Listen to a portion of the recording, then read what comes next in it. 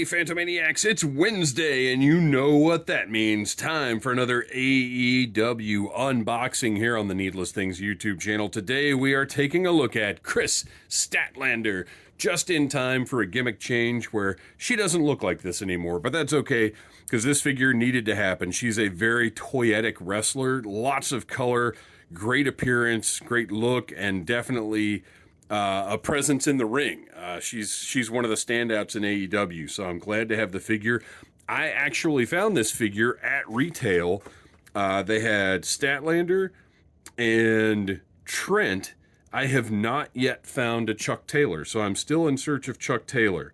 And then I don't need the Mox. I've got Moxley's and Jericho's and an Orange Cassidy. So really, I just need Chuck Taylor from this wave now. But I was very happy to find it at retail and not have to order it, online for a markup. Which, don't get me wrong, that markup is often worth it. So great packaging, AEW packaging. We know all about it. I've talked about it here before. You can see on the back, this is from Dynamite, April 14th, 2021, Jacksonville, Florida. My gosh, April 14th, so almost a year ago. That's wild. They got this figure out with this specific look in under a year. Isn't that something?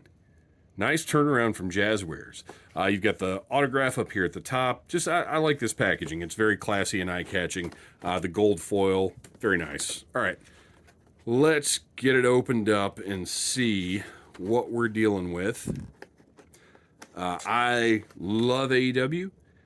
I love the AEW action figures, except for maybe one thing about the female figures that we'll get to in just a minute here.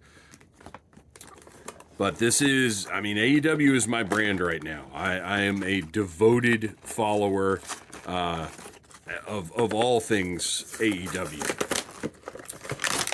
All right. Let's let our Creative Pro Wrestling graduate out of the package. Well, the first thing you notice is that she stands taller than the other female figures, which is appropriate in the way it should be, because she is, like I said, she is a presence in the ring. She's a big girl, very powerful, and just keeps getting better, like every time we see her on TV. And the cool thing about this figure, you can see all of the color, all of the detail. Her gear this is actually the trim here is sculpted at the neck and at the bottom, and on her trunks the waistline is sculpted, and then the sort of crisscross deal she's got on her leg, that's all sculpt. It's not just a paint job, so that's a really, really nice touch. Look at those boots, man. I didn't even notice the boots. That great sort of snakeskin looking pattern, and then the laces painted, the soles separate color. Great articulation there.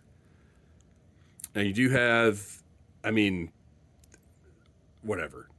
This does not, they went to the effort to make the disc as invisible as possible.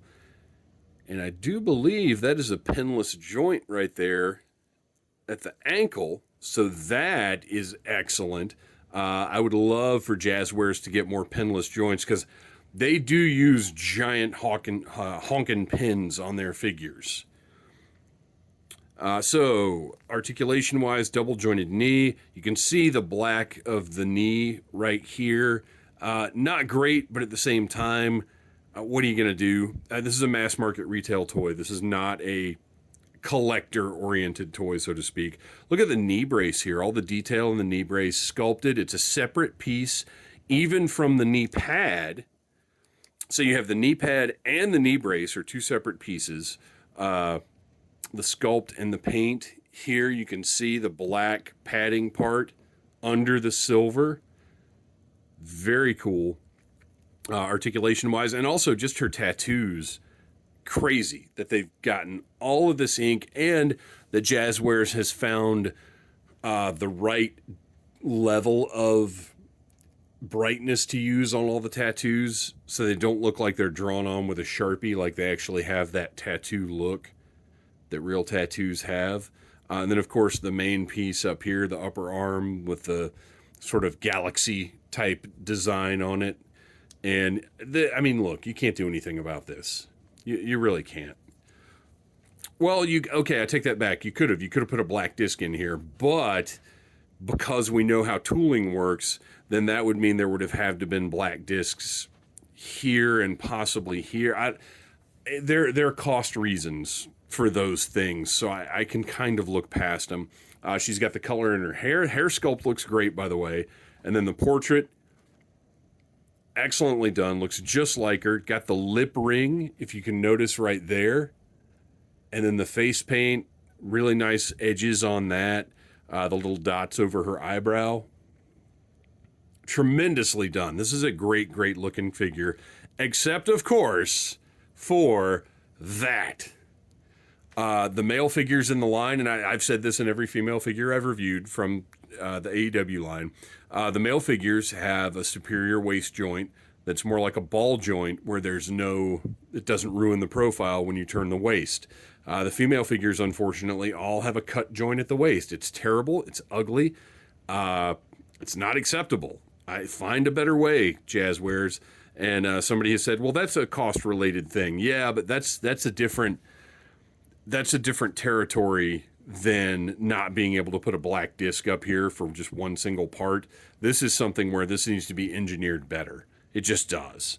But otherwise, we have got a great-looking Kris Statlander.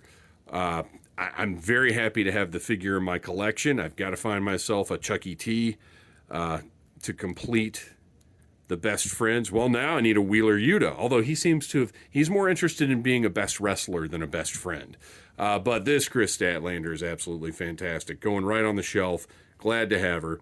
Thanks for watching, you guys. Now go check out Dynamite and appreciate AEW for the wrestling revolution that it is. Tell your friends, like, subscribe, share, needless things.